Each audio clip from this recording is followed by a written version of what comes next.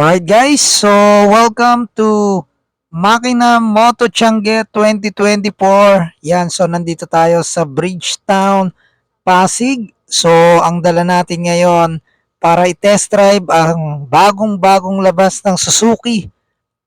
Walang iba kundi ang Gixxer 155 SF. So yan, nabigyan tayo ng pagkakataon makapag-test drive ng kanilang sports bike na bagong labas, no? So dalawang klase to, isang naked bike at ang dala natin ngayon ay itong sports bike. So bibigyan ko kayo ng konting specification sa motor na to. So ang engine displacement 155 Fi, syempre naka air cooled, may max power tayo rito na 13.9 horsepower at 8,000 RPM. So may max torque tayo na 14 Newton meter at 6,000 RPM. So bore and stroke, meron tayong 56 by 629. Fuel capacity, 12 liters. So napakalaki ng tangke nito at siguradong napakatipid nito sa gasolina. Alright, so meron tayong C-type na 795 mm.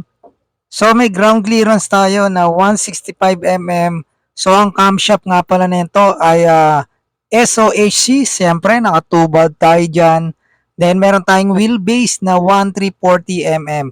So ang size ng gulong nito sa unahan is 180 by 17. So sa panlikuran naman meron tayong 140/60 R17. So yan, kung mapapansin nyo, medyo nakatiptoe tayo ng konti dahil yon, ang ground clearance nito is 165 mm.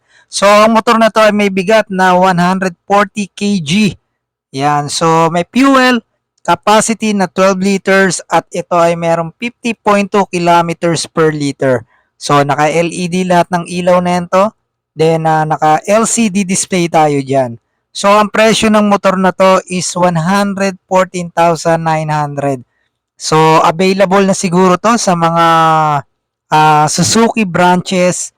So i-check nyo na lang sa pinakamalapit na Suzuki branches sa inyong mga lugar. Alright, so test drive muna tayo para ma-feel natin kung anong pakiramdam ng naka Suzuki SF155. Diba? So SF naman to, kaya okay na okay.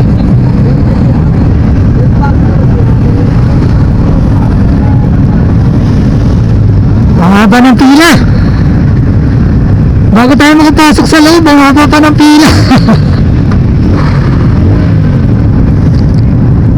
So 2-bar na lang, dapat kargahan nila ito ng gasolina. So naka-digital panel tayo dito. Ayan, nakikita nyo. Parang basic lang naman, parang din sa Raider na FI. Ganun din. So kill switch. Ayan, so passing light meron tayo rito. Ayan, review na natin ng konti habang nandito tayo. Okay. Ganda rin ang forma nito. Tingin ko papatok din to.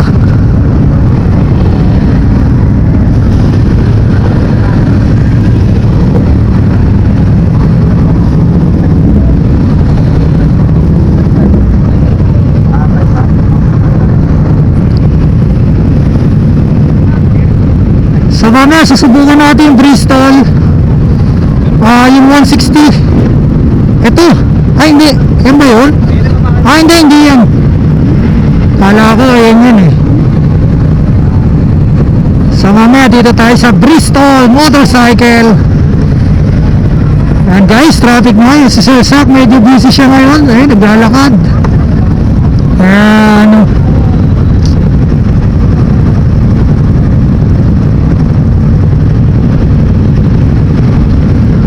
Big bike naman tayo, try natin big bike. Traffic, kung tagal bago makapasok.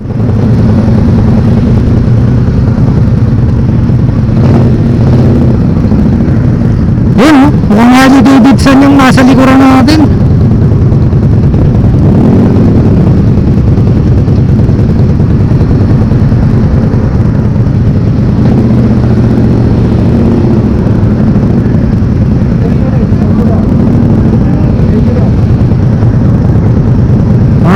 Sir Sak,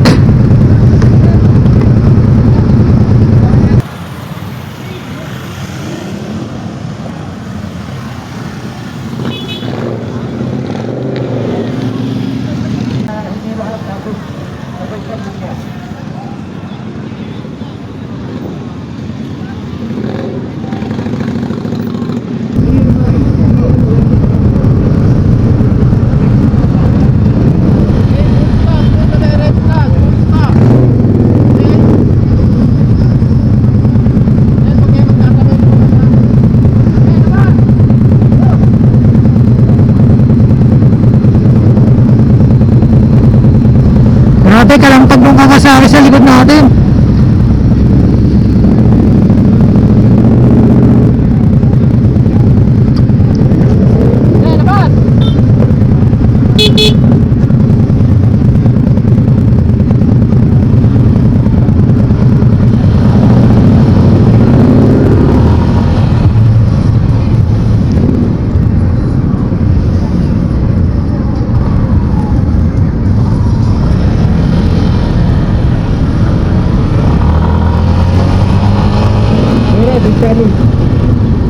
Honda Winner X.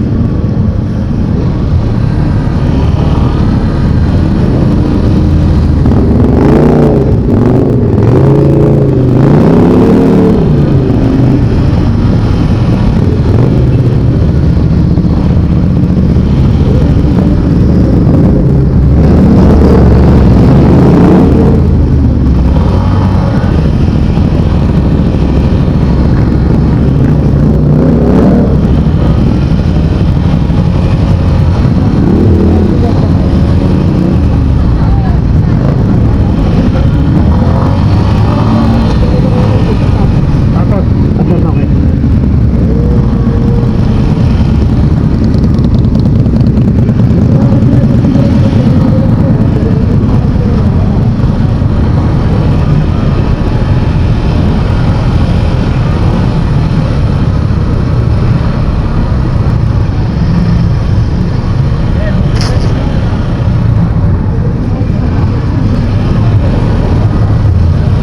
Medyo magang din siya, hindi naman siya ganun ka ano gamitin, no?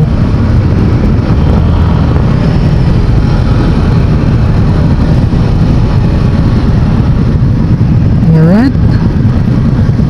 So okay na tayo, hindi na natin kailangan ng ano.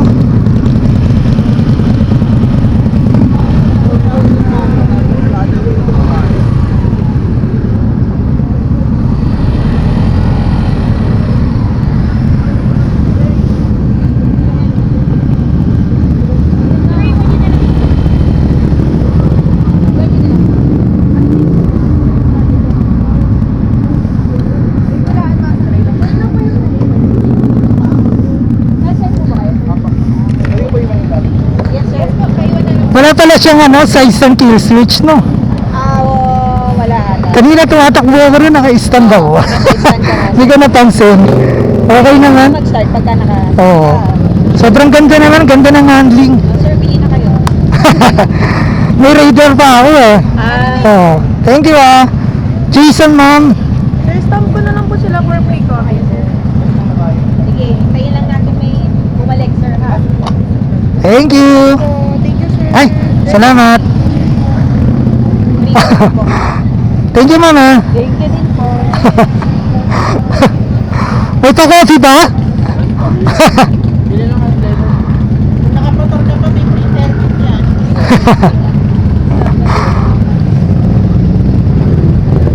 Caramel na lang.